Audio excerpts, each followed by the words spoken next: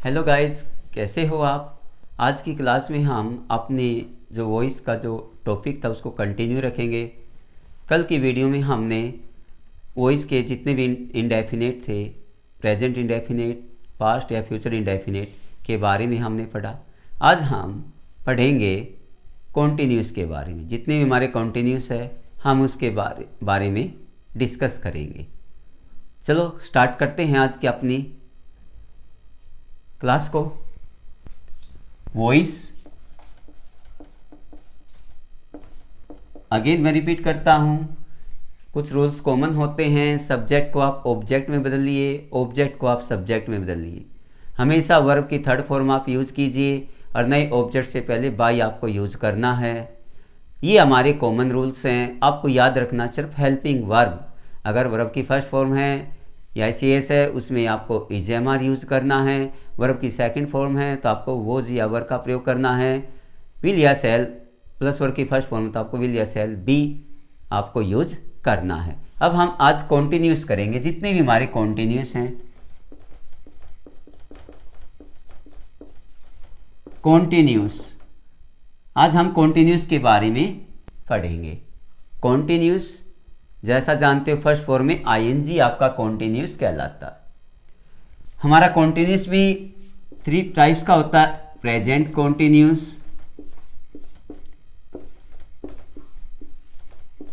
Past continuous, future continuous. हमारी जो किताबें हैं उसमें फ्यूचर कॉन्टिन्यूस के बारे में नहीं पढ़ाया जाता है। Future continuous tense is no change, ऐसा हम पढ़ते आए हैं, लेकिन फ्यूचर कॉन्टिन्यूस टेंस आपका चेंज होता है। मैं आपको उसमें बताऊंगा जब हम इस कॉन्टिन्यूस फ्यूचर कॉन्टिन्यूस में आएंगे। जो प्रेजेंट कॉन्टिन्यूस होता है उसमें आपको याद रखना, आपका ये पहचान मिलेगी, is, am, are, first form plus ING. जो फर्स्ट फॉर्म प्लस आईएनजी है ये तो आपकी कॉमन है ही, कॉन्टिन्यूस कोई भी है। पास्ट इज एमआर का वोजवर हो जाएगा, वोजवर, फर्स्ट फॉर्म प्लस आईएनजी, ये आपकी पहचान होगी। फ्यूचर मैंने आपको बताया था विल या सेल जरूर आएंगे, बी, और कंटिन्यूस में फर्स्ट फॉर्म प्लस आईएनजी जरूर आएगा। विल या shall be first form plus ING जरूर आएगा। अब देखिए मैंने आपको बताया था, इसमें आपको याद रखना, अब इसमें इजेमआर, वोजवर ये खुद ही आपकी हेल्पिंग वर्ब हैं, इसमें आपको चेंज नहीं करना है। जो भी आईएनजी वाक्य है वो बीइंग में हो जाएगा। आईएनजी किस में जाएगा? बीइंग। इसमें हेल्पिंग वर्ब होती है बीइंग, आपको सिर्फ याद रखना बीइंग, क्योंकि इसमें आपका इज एम आर, इसमें आपका इज एम आर होता ही है। इसमें helping verb is am are, सिर्फ आपको याद रखना आईएनजी जहां भी होगा आपका बीइंग जरूर आएगा। इसमें वोजवर हेल्पिंग वर्ब है ही, वोजवर यूज कीजिए। आईएनजी में आपको बीइंग याद रखना है। फ्यूचर विल या सेल प्लस विल या सेल प्लस बी, बी इसके अंदर ऑलरेडी होता है। आईएनजी कोई भी है वो बीइंग में कन्वर्ट होगा। आईएनजी कोई भी है वो आपका बीइंग में कन्वर्ट होगा। और वो मैंने आपको बताया था कि सब्जेक्ट को ऑब्जेक्ट बना दीजिए, ऑब्जेक्ट को सब्जेक्ट बना दीजिए। हमेशा वर्ब की थर्ड फॉर्म नए ऑब्जेक्ट से पहले बाई और सब्जेक्ट को आप ऑब्जेक्ट बना दीजिए। वर्ब की third form by plus object, verb की third form plus by plus object. सिर्फ आपको ये बीइंग याद रखना है क्योंकि ऑलरेडी हेल्पिंग वर्ब हमारी इसके अंदर इंक्लूड होती हैं, इसलिए जहां भी आईएनजी है आप याद रखिए बीइंग। जहां भी आपका आईएनजी है आपको याद रखना है बीइंग, आपको बीइंग याद रखना है। अब देखो मैं आपको एग्जांपल देता हूं। I am singing a song, मैं गाना गा रहा हूं, I am singing a song. अब देखिए आईएनजी है तो बीइंग आएगा, सब्जेक्ट को ऑब्जेक्ट बनाओ, ऑब्जेक्ट को सब्जेक्ट, ये हमारा सब्जेक्ट है और ये हमारा ऑब्जेक्ट है, यहाँ पे आ गया है ए सॉन्ग। अब देखो आई के साथ एम आया हुआ है, ए सॉन्ग के साथ तो एम नहीं आता है, आपका आएगा इज, ए सॉन्ग इज। मैंने बताया था आईएनजी में आपको सिर्फ एक वर्ड याद रखना, बीइंग, क्या आ जाएगा, बीइंग। इसकी थर्ड फॉर्म बना दीजिए, हमेशा थर्ड फॉर्म आती है, सिंग सेंग संग। नए ऑब्जेक्ट से पहले बाई और आई का ऑब्जेक्ट मी। एक और एग्जांपल देखिए, क्वेश्चन मार्क का देखना, आर दे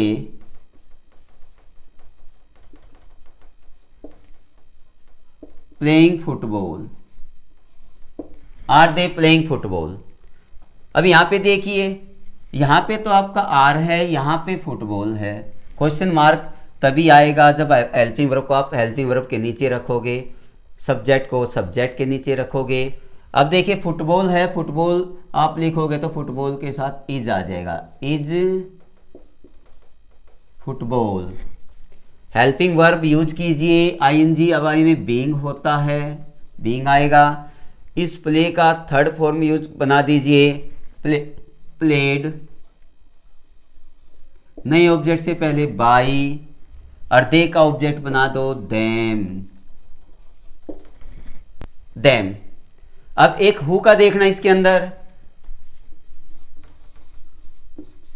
हु इज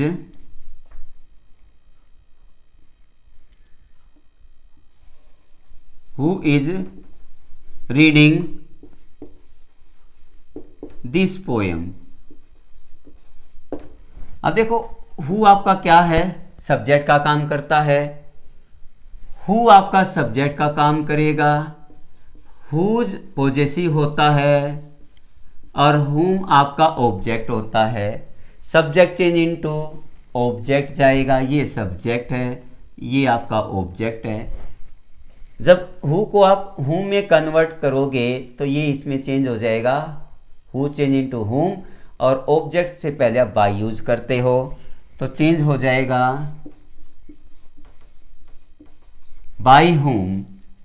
अब हेल्पिंग वर्ब के नीचे हेल्पिंग वर्ब रखना, तभी पर्सनवाचक आएगा। दिस पोएम है, सिंगुलर है, by whom is this poem. अब इसकी third form read, red red, red by, by नहीं आएगा बस, क्योंकि बाई आपका यहां आ चुका है, इसको आप बंद कर दीजिए।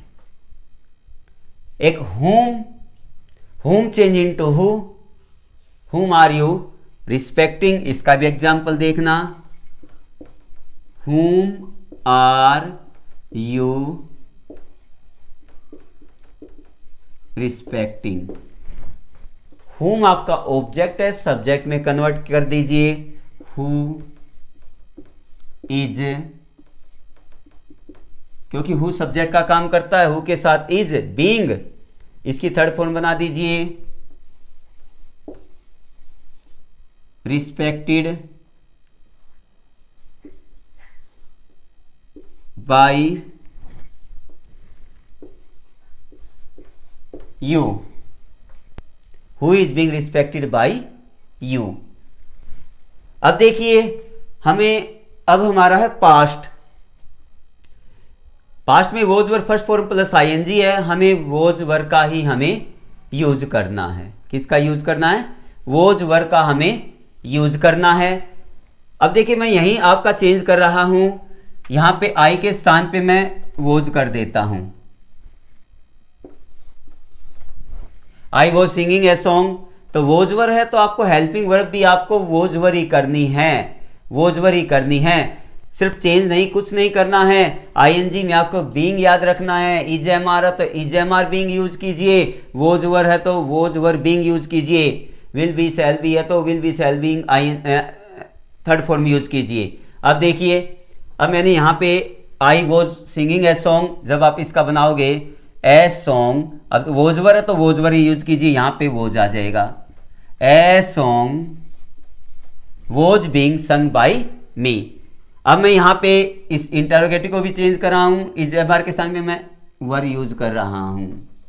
वर दे प्लेइंग फुटबॉल, क्या वो फुटबॉल खेल रहे थे? अभी आपका पास्ट हो चुका है। वोज वर प्लस वर्ब की फर्स्ट फॉर्म प्लस आईएनजी है, तो आपको बीइंग तो यूज करना ही आईएनजी में, तो वोज वर ही हेल्पिंग वर्ब यूज करनी है। अब फुटबॉल है, फुटबॉल के साथ आपका वर नहीं आता, वोज आता, यहाँ पे आप वोज यूज कर दो। Was football being played by us. सिर्फ आपको हेल्पिंग वर्ब चेंज करनी है और आपको कोई भी चेंज नहीं करना है। अब देखो यहाँ पे एक हु का एग्जाम्पल मैंने दिया था, अब यहाँ पे इज के स्थान पे हम वोज कर रहे हैं, who was reading this poem. अब देखो यहाँ पे वोज है तो वोज का वोज ही रहेगा, क्योंकि हमने जो हेल्पिंग वर्ब है वही यूज करनी है। यहाँ पे आप वोज कर देना, by whom was this poem red. यही आपका, सिर्फ ये आपका चेंज होगा, अदरवाइज आपका कुछ चेंज नहीं होगा। हुम वर यू, अब देखो हुम का देखो, हुम वर यू रिस्पेक्टिंग, किसका आदर कर रहे थे? अब देखो हुम चेंज इनटू हु, अब हु के साथ सिंगुलर है वो जाएगा, who was being respected by you. कहने की बात यह है कि जहां भी आपका आईएनजी है कॉन्टिन्यूस है, तो फर्स्ट फॉर्म में आपको जो आईएनजी लगी हुई है वो आईएनजी बी में जोड़ दो, be plus ING means being कर दो उसका। जहां भी आईएनजी लगा हुआ बीइंग आएगा, ये आपको ध्यान रखना है।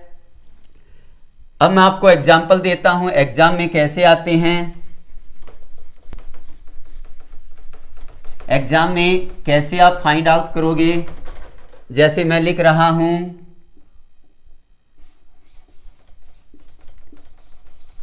You are